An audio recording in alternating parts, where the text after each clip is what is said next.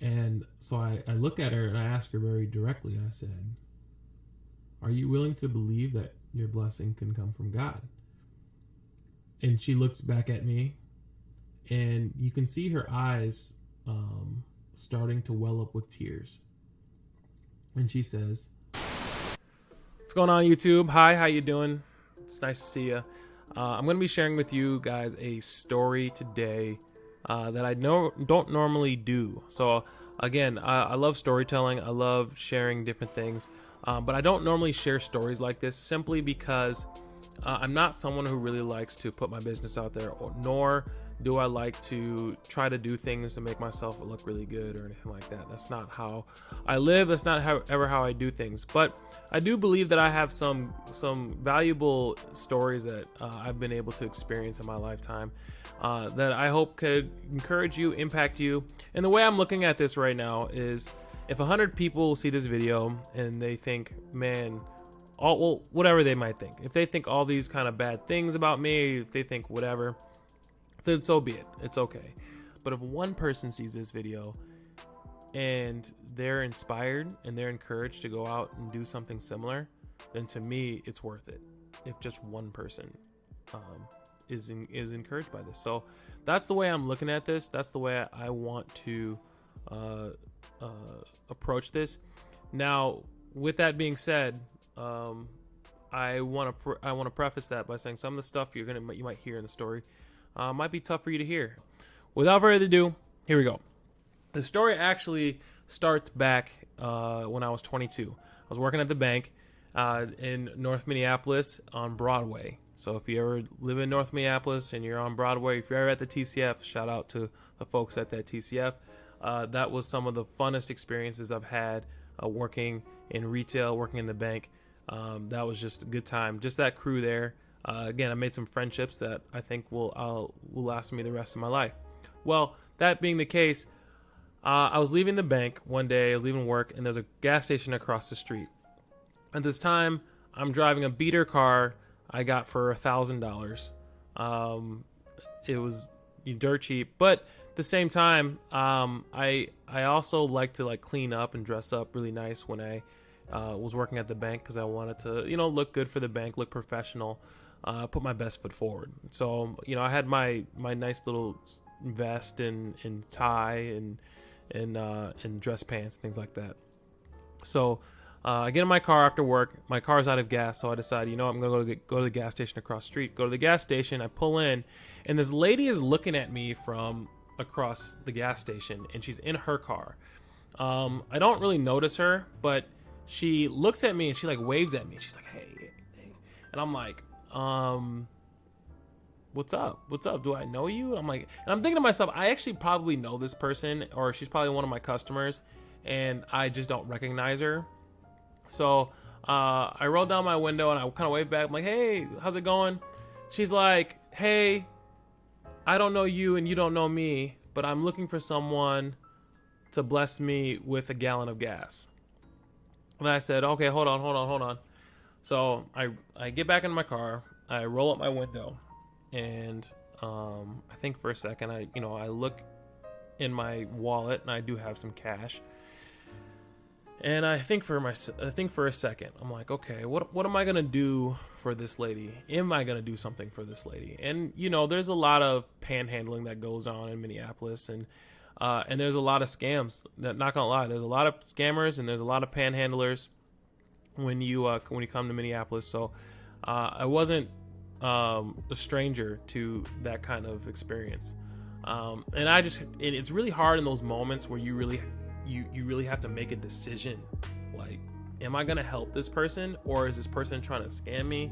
Like, what is gonna happen in this encounter? The moment I pull out my wallet, the moment I flash that I have some money, whatever. And again, I'm working at the bank, and I'm dressed up kind of nicely. Again, I'm driving a beater car, but I'm not in no way, shape, or form am I rich. But I do love helping people. That's always been my passion. That's always been my heart. I love to help people. So I get out my car. I walk up to her car and I ask her a very simple question. I was like, hey, if are you looking for someone to bless you? Because if you're looking for someone to bless you, I don't think you'll get very far. And she looks at me and she's like, okay, whatever. I'm not trying to waste my time. Immediately, she was trying to like roll up her window and drive away. But the problem was she ain't had no gas, so it wasn't really anywhere she was gonna go.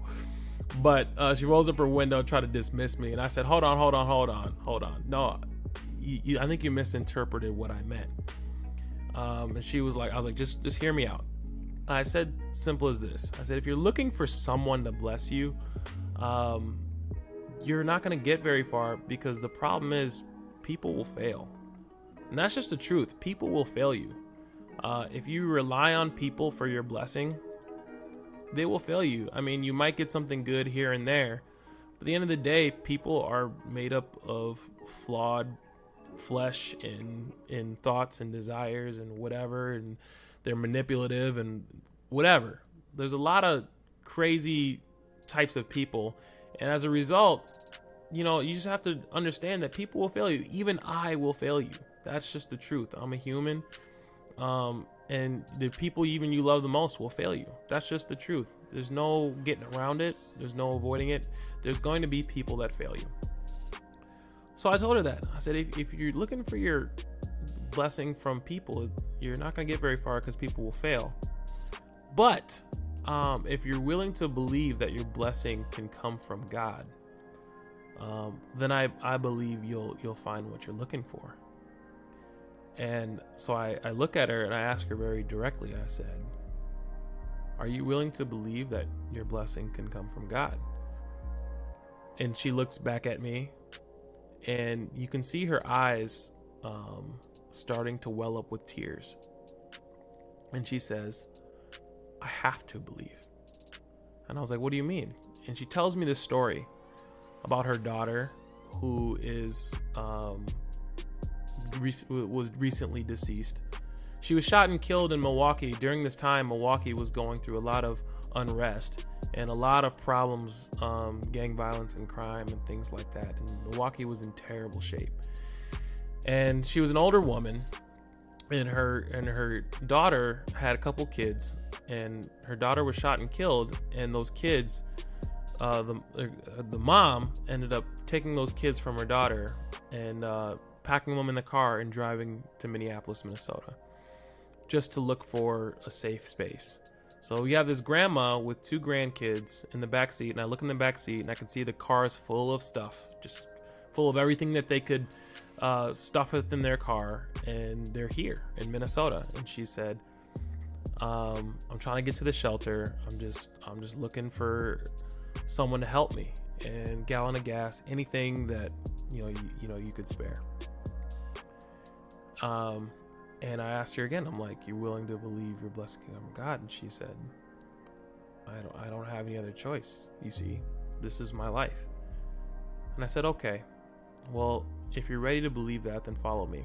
So she gets out of her car, she follows me into the gas station, and we go up to the clerk. And at that moment, I just made the decision. I'm going to fill her tank. That's it. I don't care about my tank. I don't got a lot of money, but I don't care about anything I got going on. I'm going to fill her tank. And when I turned around, I just said, hey, what do you need? Do you need snacks? Do you need food, whatever? We were in a gas station, so I'm like, if you have soda, drinks, whatever you can get for the kids, just get something. Just throw it on the counter. Like, I got it. So she puts it all on the counter, and I tell the clerk, I said, hey, fill her tank, whatever pump she's at, fill her tank. So she does, he starts doing that, and she turns around, and I turn around, there's tears in her eyes. And she asked me, she says, are you an angel? And I was like, no, ma'am, I'm just Jimmy. I'm just a normal guy. I just want to help. And she couldn't believe it. And, then we go outside. Again, she's got all the snacks. She's got all the stuff, and she's filling her tank. And while she's filling her tank, I decide I'm going to go to my car and look for more cash. I go to my car, I get some more cash, and I just hand it to her. And I just said, hey, like, I hope that, it's not a lot, it's probably be I don't know, maybe like $30. I don't know, it wasn't a whole lot. I was like, it's not a lot, but maybe it'll help you, you know, find a place to stay tonight. Maybe it'll help you, you know, get some, you know, some more gas later on, or what, I don't know. It's not a whole lot, but here's just something for you and the kids. And again, she just begins to cry. And I can't imagine like losing my daughter, losing everything, not having anything, and just on your last leg and living literally on a prayer. And so at that point, there was no question that I was going to do what I could do to help. And I did. And I think in that moment, I was a part of something that I didn't know was possible. At that moment, I realized that my just decision to, I think at the end of it all, I probably spent like $60. At the end of it all, that $60 restored hope for her. And if there's any lesson that I could learn from this whole situation, is that it doesn't take a lot to restore hope in people. And I know a lot of times people look at hopeless people's situations and they think, well, I don't have enough to get them a house. I don't have enough to get them a car. I don't got a lot of money. I can't this, I can't that. I'm like, but you do got something, and you got time. You have something. And if you have the opportunity to restore somebody's hope, it's worth it. And I walked away that night and I had never felt so good.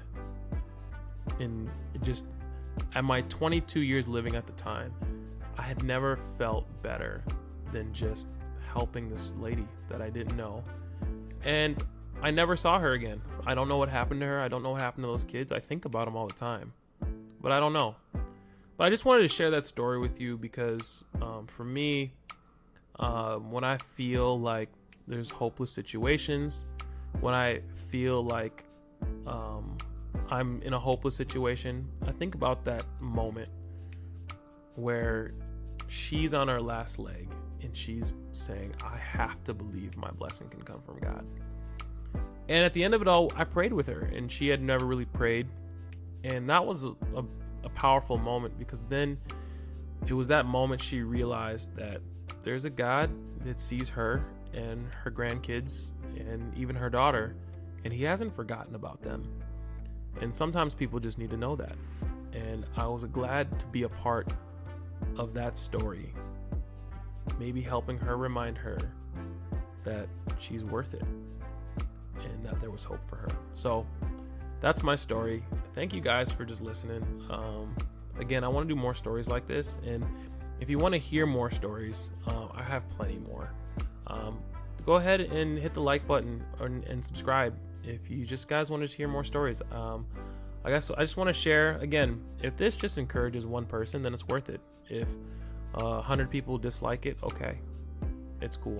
But I just want to be someone that can inspire people, and I don't really care what y'all think of me at the end of it all, but if you guys are moved to do something, then it's worth it. So thank you so much for listening. I'll see you guys in the next video.